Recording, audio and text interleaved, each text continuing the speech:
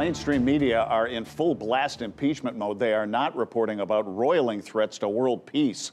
When they met recently, U.S. Secretary of State Mike Pompeo talked openly about Iran regime change with Israeli Prime Minister Benjamin Netanyahu, who has his own domestic political issues these days. Meanwhile, United States Navy carrier Abraham Lincoln has moved into the Persian Gulf, and economic sanctions threaten to fray U.S. alliances. North Korea, North Pole. Cryptic Kim Jong-un warns President Trump of what he calls a Christmas gift. And why is China buying up the USA chicken industry? What in the world is going on? Let's welcome back RT contributor and former Pentagon official Michael Maloof and John Sitilides, a geopolitical strategist with Trilogy Advisors here in Washington. He is a consultant to the U.S. State Department. Michael, you are in touch this week with contacts in the region, and you're told that things are quiet now in Iran. A little too quiet? I think it's a lull before the storm. We saw activists burning down banks and tearing up the place, but you also have peaceful demonstrations. Those demonstrations, the violent demonstrations, have ceased. You still are having regular demonstrations, but they're peaceful demonstrations. Meantime, you have Parliament about ready to meet in Iran and to have elections. Yet the Rouhani government is doing nothing about trying to do something with the economy that's creating the problem that's for the folks, even though we have they're under very, very severe sanctions. Now, this meeting between Netanyahu and Pompeo was very telling in that they were talking regime change again, which is not what President Trump was talking about. And it made me and others wonder if the neocons are beginning to rear their ugly little heads again and trying to go their own direction and push him, as they did before, into a corner.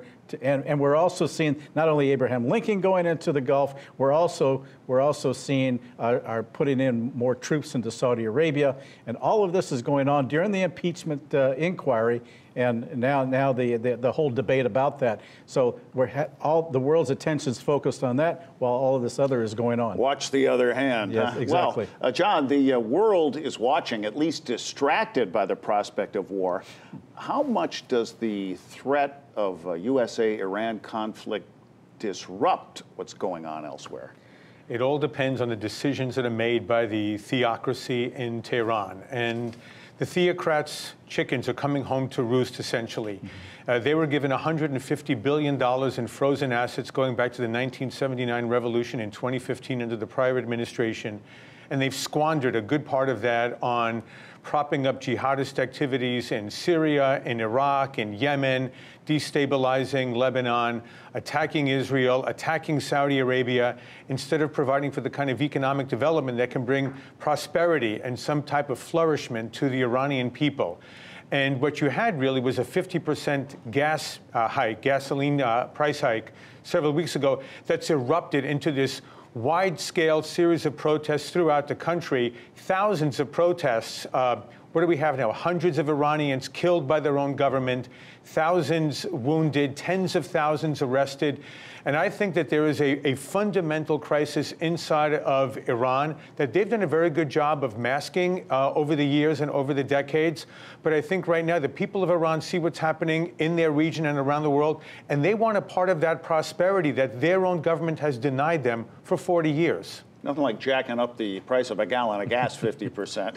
Well, that only amounts to about 52 cents, but it's still a lot. Now, some of that money is supposed to be going to the lower income folks, which is the concept. But it's really because their money is not worth anything virtually. Right. It's making it much more difficult for all of them. Wider angle shot on the economic situation there, because the USA is imposing sanctions now, whacking the Iranian airline and shipping industries, which have been accused of transporting weapons. But Michael, doesn't the consequence of these sanctions entangle our friends as well? It can, and I would add too that this latest bit of sanctions on the airline is also includes humanitarian aid, medicines, and Germany, of course, is one of the largest countries that takes Iranian aircraft, and if they service the aircraft, it's a waypoint. If they try as a transit, if they try to service it, or anything like that, they could be subject to U.S. sanctions as a consequence. And that also means they can't get spare parts. They're using old Boeing 707s and 737s. Ouch. Yeah, from years ago. And it makes it much more unsafe. Then you have a safety issue as a consequence. Sure. Well, John, the neocon warhawks are relentless, and Michael reckons that they like how impeachment has us watching the other hand. How does impeachment play around the world? I think for the most part, it's a fascinating experience for people who are paying attention. And I'm not sure that many people around the world are really paying attention to impeachment. I think, political leaders are, corporate leaders are, but everyday people around the world are too busy taking care of their own lives to really care about this political circus here in Washington, D.C. And, beyond what's happening with impeachment, there are some major achievements that are taking place right now, including a bipartisan agreement here in Washington, D.C. to secure support for the U.S., Mexico, Canada Free Trade Agreement. We may be on the cusp of at least a limited trade agreement between the United States and China. And the American economy is still doing extraordinarily well. So all of these things are happening while this political circus is playing out. But I think for the most part, most citizens around the world are taking care of their own lives, but leaders who are necessarily involved with the U.S., either in politics, diplomacy, or trade, they're concerned about how this is going to play out over the next several months. But by February, this will largely be done. It'll be a matter of history. Yep. Well, Dateline North Korea, frustrated by U.S. sanctions after 3 Donald Trump, Kim Jong-un photo op summits. Ominous Kim vows what he calls a Christmas gift if he doesn't get concessions by year end. Here is United Nations Ambassador Kelly Craft.